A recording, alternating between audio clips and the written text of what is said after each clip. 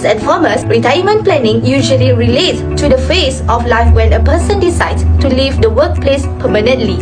How much we should save for retirement is determined in part by how long we expect to live in retirement and how much annual income we will require to live comfortably.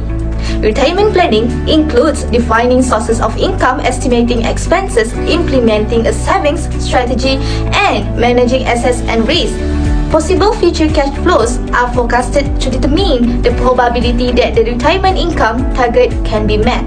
In the simple sense, retirement planning in its most basic form is what one does to prepare for life after paid work ends. The purpose of retirement planning means preparing today for the future life so that all goals and dreams can be successfully achieved. As we can see nowadays, there are a group of people that fail to survive on their post-retirement life. This happened because they might not know how important retirement saving is. In order to make sure that individual current lifestyle to continue even after retirement, they can plan for a regular income to cover their daily expenses because these expenses are no longer covered by their monthly income once they are retired. Retirement planning is really important to each individual where it brings many benefits that affect someone's life. Retirement plan not only help one individual itself but also those people around them. Apart from life necessities, retirement plans can also help an individual fulfill their goal post-retirement. An individual may have retirement goals such as new hobby, traveling, and so on. Retirement plans can help them fulfill these goals without any worry. Next, I will explain about the current issue of retirement planning. As we all know, there was a biggest issue right now because the government has permitted people to withdraw their retirement savings from account 1 in EPF. From that issue, it really gives a bad image on Malaysia's pension system that reflect political system, financial system, political ideology, and attitudes in Malaysia.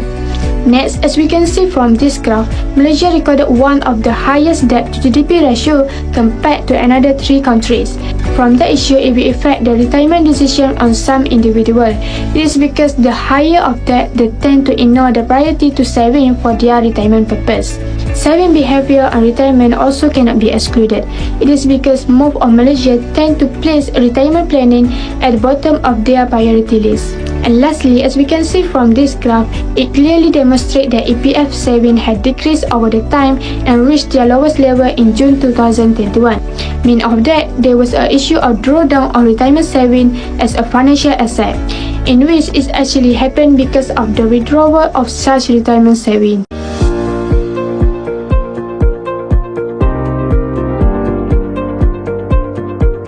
Credit can be defined as the ability to buy or borrow on trust. This is because when we buy things on credit, it means we borrow it first and then make the payments later. Consumer credit refers to the use of credit for personal purpose since an individual has a limited amount of money to spend. Consumer credit is also well known as consumer debt management, which is the way of controlling money. In Malaysia, Experience I-Score is a consumer credit score that uses statistical analysis of credit file data to generate a numerical score between 300 and 800. Banks typically utilize this credit score to evaluate a person's creditworthiness and risk. There are 2 major types of credit, which are open account credit and loan.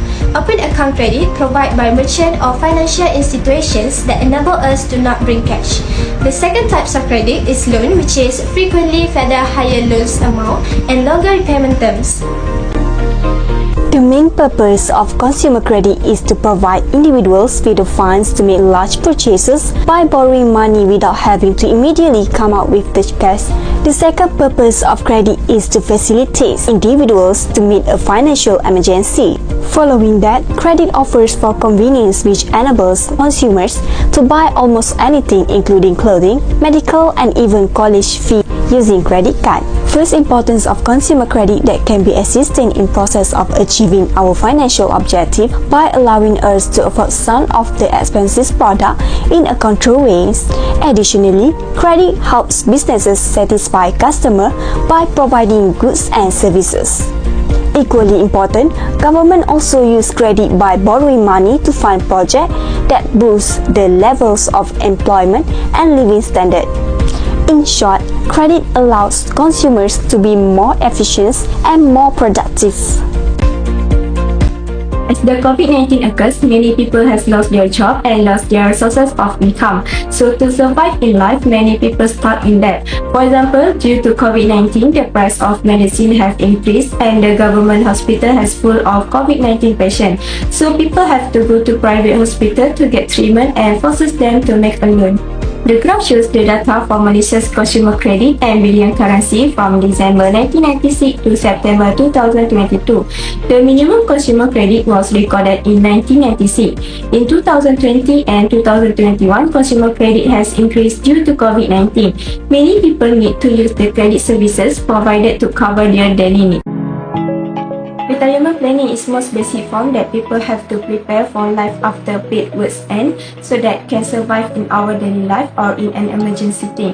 To live in a place in retirement, people need to avoid having outstanding loans. Credit is a fact of modern life, so it is available to the majority of consumers because of the flexibility of the basic types of consumer credit and repayment terms. Even though it is easy to use, there are also dangers inherent in easy access to credit. Credit can obscure the importance of financial planning, and there is a greater risk of overspending. In conclusion, a healthy consumer credit system can play an invaluable role in a developing economy. Not only that, we discovered that younger generation feels burdened by retirement planning because of the commitment of their studies. In our opinion, the government policy needs to make a few adjustments on the EPF scheme by allowing the students to make early contribution for their retirement savings.